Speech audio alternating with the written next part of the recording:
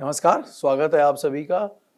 TV 9 network में हमारी कोशिश ये रहती है कि खासकर ऑटोमोबाइल इंडस्ट्री से जुड़े जो भी सवाल हैं, उन सवालों के हम आप तक जवाब पहुंचाएं आपकी अपनी भाषा में सबसे आसान तरीके से, और वो भी ये कोशिश करते हैं उनसे जो शायद इस सवालों के जवाब सबसे सही जानते हो। यानी हम कंपनी मैनेजमेंट से आपसे बात कराने की कोशिश करते हैं, एक्सपर्ट से आपकी बात कराने की कोशिश करते हैं। और आज की डेट पे जो सबसे ज्वलंत मुद्दा है वो है शायद फ्यूल का। इथेनॉल को लेकर सबसे ज़्यादा सवाल इस वक्त हमारे पास आ रहे हैं, और हमारे साथ इस वक्त मौजूद हैं Vikram Gulati ji, country at Toyota Kirloskar Motor India. Sir, बहुत बहुत शुक्रिया taking time out for TV 9 network.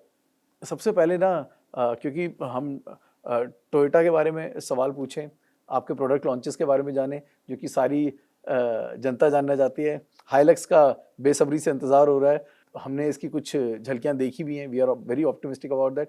But उससे पहले सम कंसर्न, बिकॉज ये जो हमारे जो नेटवर्क के लोग हैं ऑटोमोटिव इंडस्ट्री के, उन सभी में से जो मुझे इस वक्त 100 में से अगर 90 सवाल कहूँ गुलाटी सर, वो ये आते हैं कि हम गाड़ी लें या ना लें। कन्फ्यूजन इस हद तक लोगों में इस वक्त आ चुका है, क्योंकि उनका सवाल बड़ा सीधा है। अगर उनके सवालों को मैं आप तक पहुंचाने की कोशिश करूं कि मैं आज की डेट पे गाड़ी लेने की सोच रहा हूं, मेरे पास जो मैं लूंगा E20 कंप्लाइंट होगी, बट 5 महीने बाद 6 महीने बाद जिस तरह से इस वक्त चीज़ें बदल रही हैं, E85 कंप्लाइंट अगर मुझे इथेनॉल ब्लेंड फ्यूल का इस्तेमाल करना पड़ा तो वो मेरी गाड़ी पर शायद बहुत बुरा असर डाल सकती है, क्योंकि वो एक E20 कंप्लाइंट गाड़ी है। अभी E85 या 100% एथेनॉल गाड़ी बाजार में मौजूद नहीं है। तो ऐसे में क्या मैं अपने बाइंग डिसीजन को पेंडिंग रखूं? ये एक बहुत ही आई थिंक रेलेवेंट क्वेश्चन है। आज के टाइम पे कई लोगों के दिमाग में ये शंका आ गई है, पर मुझे ग्रेट कॉन्फिडेंस से मैं कहना चाहूँगा कि ऐसी इस शंका का कोई there is no reason to have this doubt. कारण ये है कि जो फ्यूल है आज के टाइम पे मोनो फ्यूल, वो E20 ही है। अब भारतवर्ष में इथेनॉल की प्रोडक्शन काफ़ी ज़्यादा है, तो अब सरकार देखना चाह रही है कि इसको कैसे आगे बढ़ाया जाए। स्पेशली आज के टाइम पे हम देख रहे हैं कि भाई मिडिल ईस्ट में वॉर चल रही है, ऑयल के दाम काफ़ी बढ़ गए हैं, इंपोर्ट सब्स्टिट्यूशन करना एक बहुत ही इम्पोर्टेंट गोल बन गया है कंट्री के लिए। उस संदर्भ में E85 लाया गया है, जो कि मतलब 85% इथेनॉल होता है, 15% पेट्रोल। ये जो E85 है, ये फ्लेक्स फ्यूल व्हीकल्स के लिए है। ये आपकी मेरी जो E20 की गाड़ी है उनके लिए नहीं है। अब आप पूछेंगे कि भाई फ्लेक्स फ्यूल व्हीकल ये क्या बला है और ये E85 क्यों लाया जा रहा है। फ्लेक्स फ्यूल व्हीकल एक ऐसी गाड़ी है जिसका इंजन और जिसका पूरा पावर ट्रेन जो है वो डिज़ाइंड होता है कि वो किसी भी मात्रा में इथेनॉल और पेट्रोल का मिक्सचर ले सकती है। चाहे आप E20 डालें, 100 डालें, 50 डालें, डजेंट मैटर। तो वो उस तरह के लिए फ्यूल के लिए इंजीनियर्ड होती है। आगे जो गवर्नमेंट का प्लान है, जो ऑटोमोबाइल कंपनी भी आगे तैयारी कर रही हैं, वो ये कर रही हैं कि जो कंज्यूमर है उनको E20 या फ्लेक्स फ्यूल का ऑप्शन दिया जाएगा। अगर आपके पास E20 है तो आप E20 फ्यूल भराएंगे। जिनके पास फ्लेक्स फ्यूल व्हीकल है वो E85 भरा सकते हैं। अब E85 भराने में फ़ायदा क्या होगा? सबसे बड़ा फ़ायदा ये है कि उसकी प्राइस कम है। अभी जो गवर्नमेंट ने अनाउंस किया है कि E85 जो लेगा वो 20% उसकी प्राइस पेट्रोल से कम होने वाली है। ऐसे लोग जिनको इथेनॉल अवेलेबल है, जो इसका फ़ायदा ले सकते हैं, वो फ्लेक्स फ्यूल व्हीकल लेंगे। अभी रिसेंटली ऑटोमोबाइल इंडस्ट्री ने प्रोडक्ट्स भी लॉन्च करने शुरू कर दिए हैं, सारी कंपनियां लाएंगी। तो इसमें कोई शंका या डरने की कोई बात नहीं है। गाड़ी आप चाहें तो खरीदें, पर अगर आप E20 खरीद रहे हैं, E20 रहेगा और उस E20 पे आप फ्यूल पे यूज़ कर सकते हैं। गुलाटी सर, अगर मैं दर्शकों को इस वक्त क्लियर करने की कोशिश करूं तो कहने का मतलब ये आने वाले 2030 तक की मैं बात कर रहा हूं। 2030 अगर इस वक्त जैसे सरकार ने कहा है कि 5000 E85 पेट्रोल पंप होंगे, राइट? इस हिसाब से दोनों E20 फ्यूल और E85 दोनों के दोनों फ्यूल जो हैं वो पंप पे मुहैया होंगे, और दोनों में से जो ग्राहक को सही लग रहा है, या E35 जो ग्राहक को सही लग रहा है उस हिसाब से ग्राहक ले सकता है। बिल्कुल सही। Is that the correct? बिल्कुल सही। जो आपने अभी इसका समरी की है वो बिल्कुल ठीक है। ये जो E85 के पंप हैं, अभी 48 लॉन्च किए गए हैं। अगले महीने तक 150 हो जाएंगे और इस साल के अंत तक 500 और अगले साल के अंत तक 5000। इंडिया में तकरीबन 1 लाख पेट्रोल पंप हैं। तो ये ऐसे पंप होंगे जहां E20 भी मिल रहा है और E85 भी मिल रहा है। माननीय मंत्री जी ने, पेट्रोलियम मंत्री जी ने लॉन्च किया था, वहाँ E20 भी था, E85 भी था। तो बेसिकली ये एक ऑप्शन दे रहा है कंज्यूमर को कि अगर आप फ्लेक्स फ्यूल व्हीकल को यूज़ कर रहे हैं जो कि देश के लाभ में है, इन्वायरमेंट के लाभ में है, सोसाइटी के लाभ में है, फार्मर्स के लाभ में है, अगर वो यूज़ कर रहे हैं तो आपको उस टेक्नोलॉजी के सूटेबल फ्यूल को उपलब्ध कराया जाए। तो वो E85 है, वो उस टेक्नोलॉजी के लिए है। सर, लाभ की बात करी, 3 जो बड़े लाभ इससे बताए जा रहे हैं इस फ्यूल के इस्तेमाल से। एक, इंपोर्ट बिल जो है उस पर थोड़ी लगाम लगाई जा सकती है। दूसरा, प्रदूषण जो है उसको कम किया जा सकता है। और तीसरा, शायद जो हमारे फार्मर्स हैं उनको इससे फ़ायदा हो सकता है, राइट। ऊर्जा की तरफ जो है एग्रीकल्चर सेक्टर ज़्यादा सपोर्ट कर सकता है। बट इन तीनों को लेकर सवाल भी हैं। अगर फार्मर्स की बात करें, फूड सिक्योरिटी के मामले में जो हमारा देश है, अभी इथेनॉल जो है वो राइस से बनाया जा रहा है, if I am not wrong, गन्ना। In both the cases food scarcity की जब प्रॉब्लम है उस वक्त जब हम फूड बाहर से आयात भी कर रहे हैं, ऐसे में इस फूड का इस्तेमाल, और दूसरी तरफ पानी जो है 1000 लीटर पानी लग जाता है अगर मैं गलत नहीं हूँ, वाटर स्कैर्सिटी की भी प्रॉब्लम है। सो ऐसे में वो जो दोनों चीजें हैं जो already which are going to be scarce in nature, जो कि आने वाले समय में शायद कम होने वाली हैं, उनका इस्तेमाल करके क्या इतनी मेहनत करना लाजमी रहेगा, वो भी इतनी कंफ्यूजन पे। पहले तो लाभ पे बात करें जी।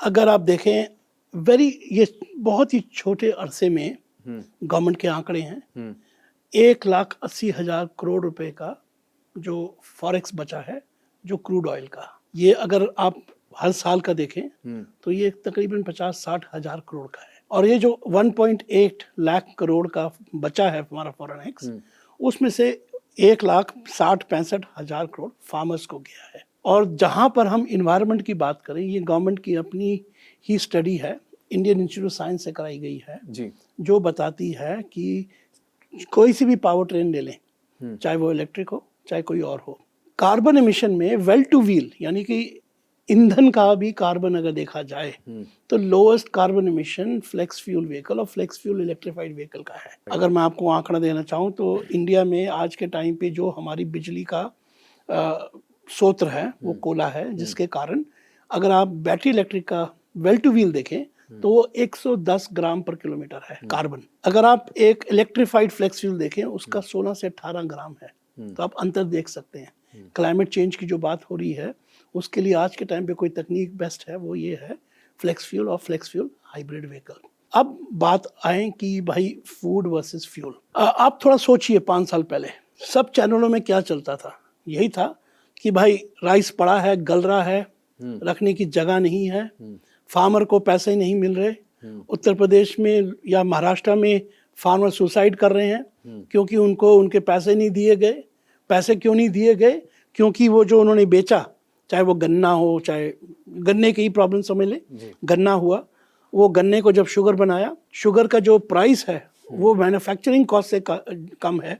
शुगर फैक्ट्री जो है वो अपने आप में लॉस में चल रही है, वो उनको नहीं दे पा रही। भारत सरकार, हमारा सरप्लस शुगर इतना होता है कि भारत सरकार कुछ वर्ष पहले तक करोड़ों रुपए टैक्स पेयर्स के, आपके मेरे, सब्सिडी दे रही थी शुगर इंडस्ट्री को कि सरप्लस शुगर को एक्सपोर्ट किया जाए। हमारी कंट्री में जो यूज़ हो रहा है इथेनॉल बनाने के लिए, शुगर केन का शुगर नहीं हो रही, शुगर केन के जो मोलेसिस होते हैं, जो वेस्ट टाइप होता है, मोलेसिस सी, मोलेसिस बी यूज़ किए जाते हैं मेनली। दूसरा, अगर आप देखें राइस की बात की, वो सिर्फ ब्रोकन राइस किया जाता है, जो खाने वाला राइस है उसको नहीं यूज़ किया जाता, मक्का ही किया जा रहा है काफ़ी मात्रा में। मेरा एक सवाल ये होगा कि या तो इस राइस को पड़ के गलने दें, या फिर फार्मर्स जो बना रहे हैं गन्ना और बेच रहे हैं और शुगर मिल से उनको पैसे मिल रहे हैं, हम इथेनॉल बंद कर दें। और जो मक्का के फार्मर्स जो बिहार, उत्तर प्रदेश में जिनको प्रॉस्पेरिटी आई है, पहले 12 रुपए किलो अब 24 रुपए किलो, उनको हम वंचित करें। तो मेरे ख्याल से ये जो डिबेट है ये एक एक्चुअली मिथ्या है, इसमें कोई फैक्ट नहीं है, कोई फूड वर्सेस फ्यूल की प्रॉब्लम नहीं है।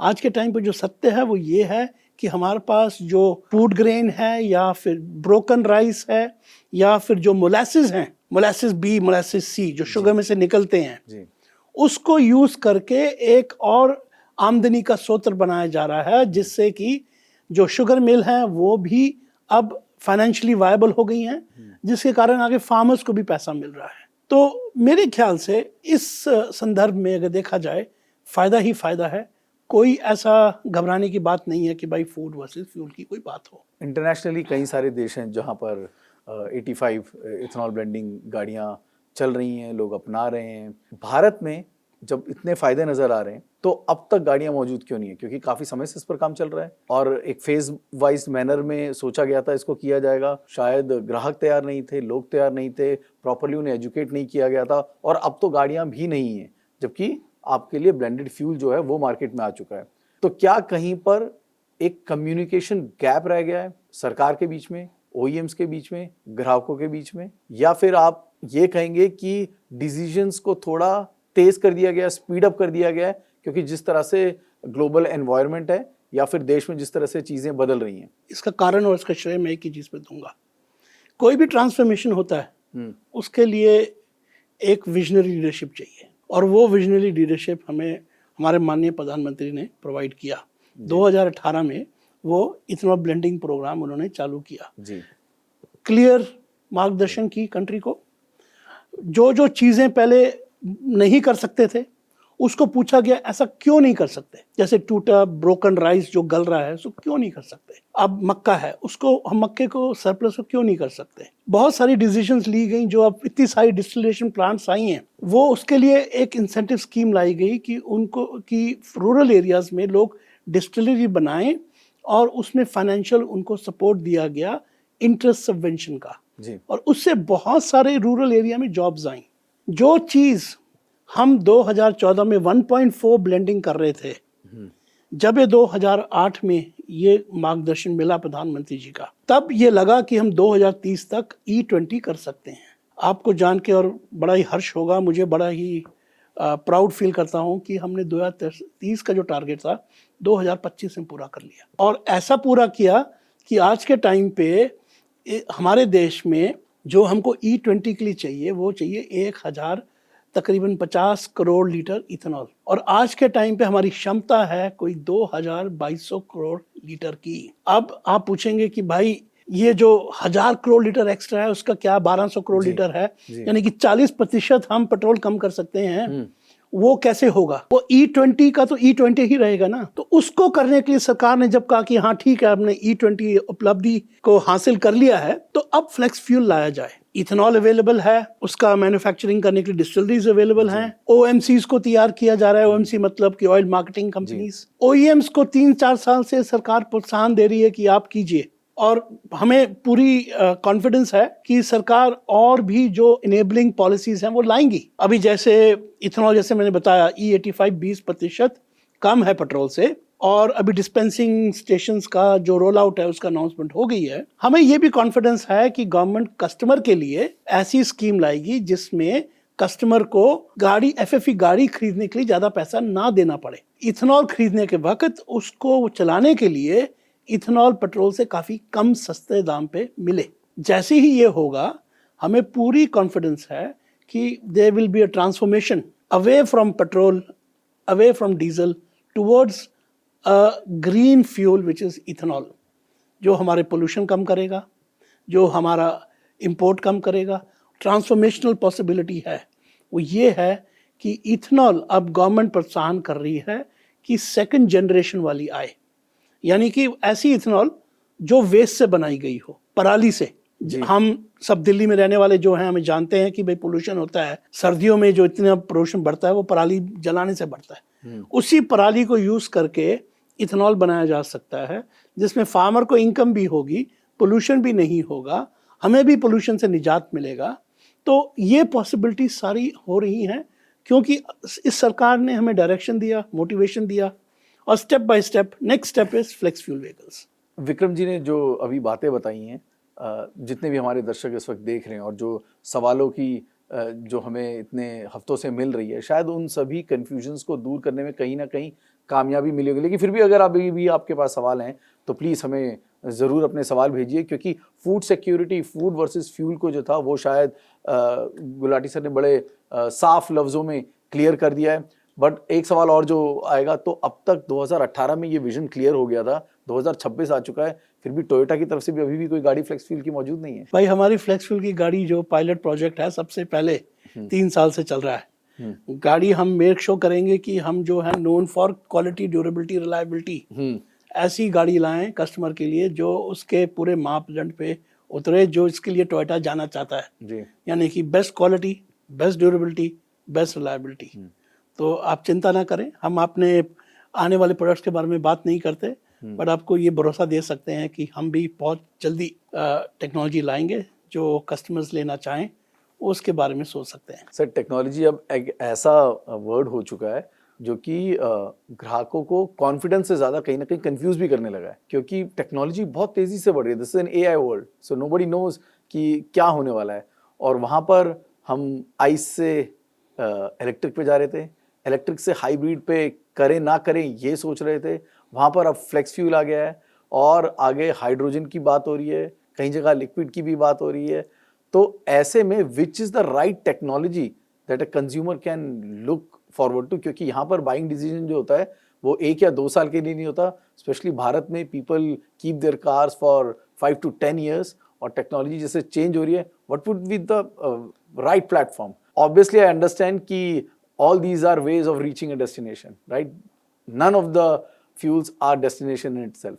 लेकिन पाथवे क्या है, कौन सा है जो कि सबसे उचित रहेगा इंडिया के लिए, भारतीय कस्टमर्स के लिए, उन ग्राहकों के लिए जो पैसे अपने they keep close to their chest? So मैं ये कहूँगा कि राइट चॉइस जो है वो एक क्लीन टेक्नोलॉजी की चॉइस है, यानी इलेक्ट्रिक, हाइब्रिड या फिर फ्लेक्स फ्यूल। बेसिकली अगर आप किसी भी कस्टमर को देखें, हर एक कस्टमर की जो नीड है, उसकी जो रिक्वायरमेंट है, वो 2 कस्टमर की सेम नहीं हो सकती। कोई आदमी पहाड़ों में है तो कोई जंगल में रह रहा है, तो शहर में है, कोई रूरल में है, कोई राजस्थान के डेजर्ट्स में रह रहा है, कोई आदमी अकेला गाड़ी चलाता है 20 किलोमीटर, कोई चलाता है पूरे फैमिली के साथ या बहुत सारे लोगों के साथ 300-400 किलोमीटर।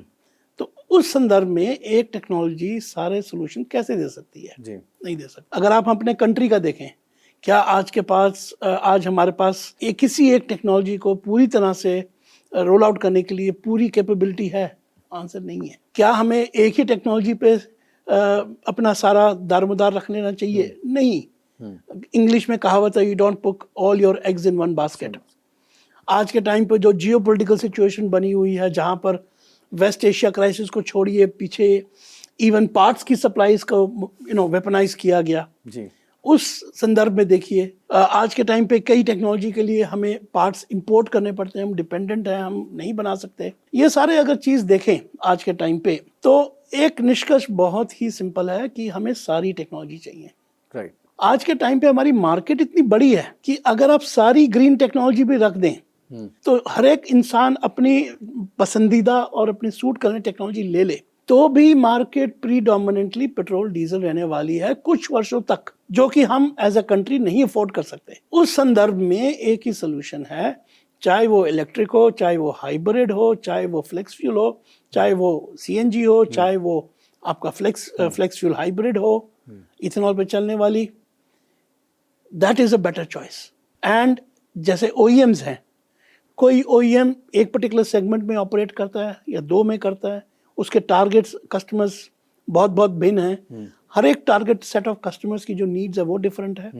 तो ओईएम्स के पॉइंट ऑफ व्यू से, since I am not targeting the entire market, I will choose a technology, मैं ऐसी टेक्नोलॉजी को चूज करूंगा जो मेरे सेट ऑफ कस्टमर्स के लिए बेस्ट वैल्यू प्रोवाइड करती हो। तो अगर आप ये सारे फैक्टर्स देखें, आंसर सिर्फ एक है, वो ये है कि आने वाले टाइम पे जितनी भी टेक्नोलॉजीज हैं सब चाहिए होंगी। इवन चाइना में आज के टाइम पे बैटरी इलेक्ट्रिक ग्रो कर रही है काफ़ी fast, but plug in hybrid उससे ज़्यादा ग्रो कर रहे हैं जी। एक ही चीज़ से निष्कर्ष आती है कि फोर्सिबल फ्यूचर जो आपको क्लीन टेक्नोलॉजी लगती है वो आप लीजिए, बिना घबराए लीजिए, बट एक क्लीनर टेक्नोलॉजी का चॉइस कीजिए वर्सेस ट्रेडिशनल टेक्नोलॉजी। सर, क्योंकि आप टोयोटा को रिप्रेजेंट करते हैं और टोयोटा एक ऐसी कंपनी है जो कि अगर मैं गलत नहीं हूँ तो ग्राहकों के दिल के बहुत करीब रहती है, क्योंकि whomsoever buys Toyota he stays with Toyota. So there are people, new customer as well as old customers who are interested in knowing what's next for Toyota. इस बात से हम इत्तेफाक रखते हैं कि टोयोटा के 2 प्लांट कंप्लीटली ऑपरेशनल है, तीसरा प्लांट जो है वो भी बहुत जल्द ऑपरेशनल हो जाएगा बिददी वाला, और चौथा जो प्लांट है उसकी भी शायद कमीशनिंग शुरू हो चुकी है। अगर आप कुछ आइडिया दे सकें कि टोयोटा इंडिया में इस वक्त आगे किस तरीके से बढ़ रहा है, चौथे प्लांट को किस कैपेसिटी पे लेके जाने की आपकी उम्मीद है, पोर्टफोलियो को कितना एक्सपैंड करेंगे, और 2030 का आपका अगर टारगेट देखें तो वो कैसा दिख रहा है? तो पहले तो आभार व्यक्त करना चाहूँगा कस्टमर्स को जिन्होंने हमारे प्रोडक्ट्स और हमें इतना प्यार दिया। बहुत ही आभारी हूँ। जैसे कि आपने कहा कि हम अपना प्रोडक्शन बढ़ा रहे हैं। तीसरा प्लांट हमारा एंड ऑफ दिस ईयर बिददी में चालू हो जाएगा जी। जो छत्रपति संभाजी नगर में नया टोटल ग्रीनफील्ड प्रोजेक्ट आ रहा है वो उसको आने में थोड़ा समय है। उसका जो टारगेटेड टाइम है उसी हिसाब से आएगा, फेजेस में आएगा। पहले इनिशियल कैपेसिटी 100,000 यूनिट्स की होगी, फिर वो बढ़ती रहेगी। पर हमारा आगे का मार्ग बहुत क्लियर है कि हम मल्टीपल ग्रीन और क्लीन टेक्नोलॉजीज उपलब्ध कराएंगे विद द कोर जो हमारा वैल्यू है QDR पे, क्वालिटी, ड्यूरेबिलिटी, रिलायबिलिटी। और वो बना है कस्टमर्स की आवाज़ को सुनने के वक्त बाद, वो बना है टेक्नोलॉजी पे, वो बना है एक्सट्रीमली गुड स्किलिंग के फोकस पे, और वो बना है एक strong partnership with our suppliers. वही हमारा कोर है, वही हमारा प्रिंसिपल है, उसी को हम आगे फॉलो करेंगे। और जो हमारा नई फैसिलिटीज़ भी आ रही हैं वो उसी लक्ष्य को लेके बनने वाली हैं जो हमारा एग्जिस्टिंग प्लांट है, विच इज़ ग्रीन मैन्युफैक्चरिंग। आपको जान के हर्ष होगा कि जो हमारी एग्जिस्टिंग प्लांट है उसमें 100% बिजली रिन्यूएबल एनर्जी से आती है, और जो पानी हम यूज़ करते हैं उसमें सिर्फ 8% बाहर से लेते हैं, 92% या तो हमारा रेन वाटर हार्वेस्टिंग से है या रिसाइकलिंग से है।